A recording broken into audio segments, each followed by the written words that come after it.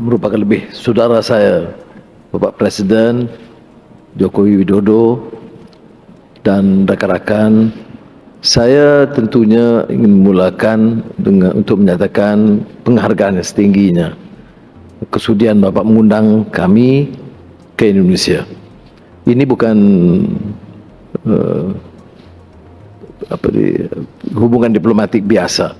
Saya agak sentimental sedikit dan Bapak Presiden tahu bahawa Indonesia ini ada tempat yang khusus di hati sanubari saya. Saya belajar, berpengalaman, menimba banyak ilmu, dan tadi ya, walaupun saya sedikit lebih tua dari Pak Jokowi tetapi pengalaman beliau itu saya sangat hargai.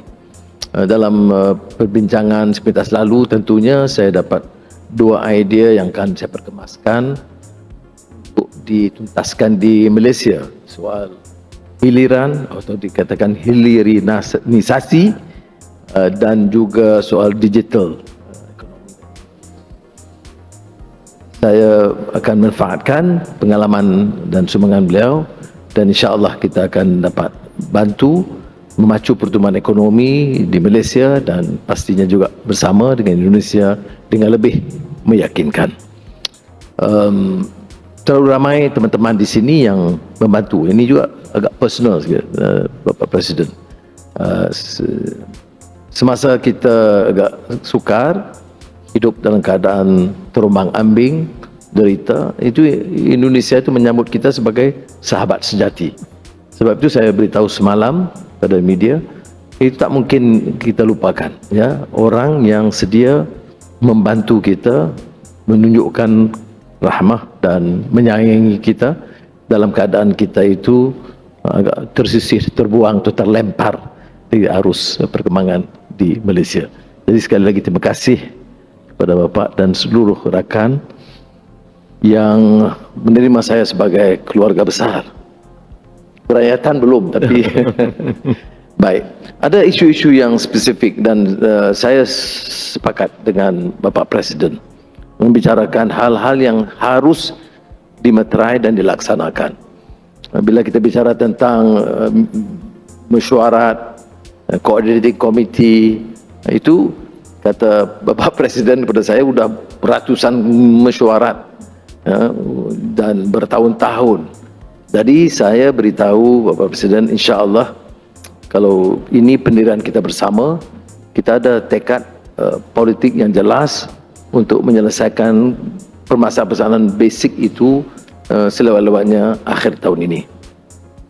Permulaan menunjukkan sikap kita yang terbuka dan juga private sector ialah IKN Nusantara, dan dengan inisiatif MITI di Malaysia kita telah menyaksikan semalam dan hari ini satu usaha yang lebih positif dan agresif Malaysia, kerana ada kepentingan Malaysia juga untuk terutama di Sabah dan Sarawak, ya, kedekatannya dan kepentingan ekonomi wilayah yang sangat bermakna.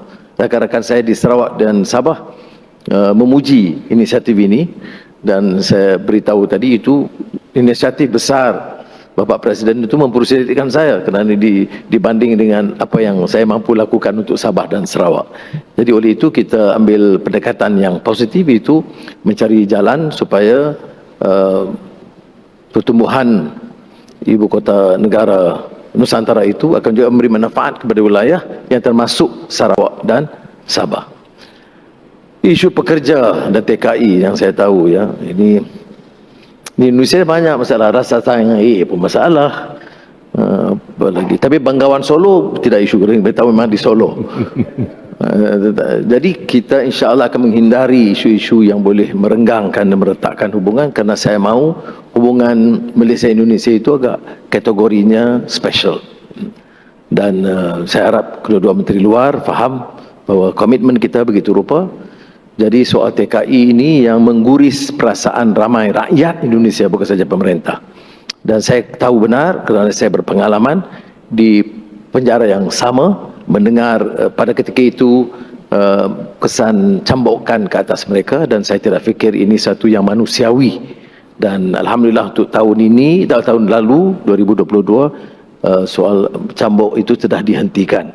Tetapi itu bukan penyelesaian. Penyelesaiannya harus lebih menyeluruh supaya nasib pekerja di peringkat bawahan itu dapat dibela, dan saya dapat pengakuan kami berdua untuk memastikan kerja-kerja agensi pekerja ini harus hanya sekadar facilitate dan permudahkan dan tidak hanya mengambil keuntungan berlebihan untuk menekan pekerja di peringkat bawahan.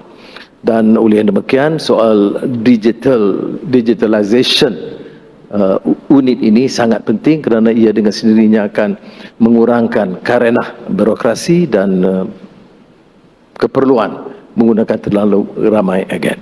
Hal-hal lain berbatasan dan sebagainya tentunya kita akan teliti dan laksanakan. Saya dari taklimat yang saya perolehi, Bapak, tidak terlalu banyak kerumitannya, ya, tetapi ia hanya memerlukan satu tekad yang jelas, dan insya-Allah dalam masa terdekat saya akan bawa ke jemaah menteri dengan syarat Bapak berkunjung ke Malaysia cepat. Kalau Bapak bagi tarikh cepat, segeralah kita luluskan. Kalau Bapak tangguh, maka tertangguhlah perjanjian.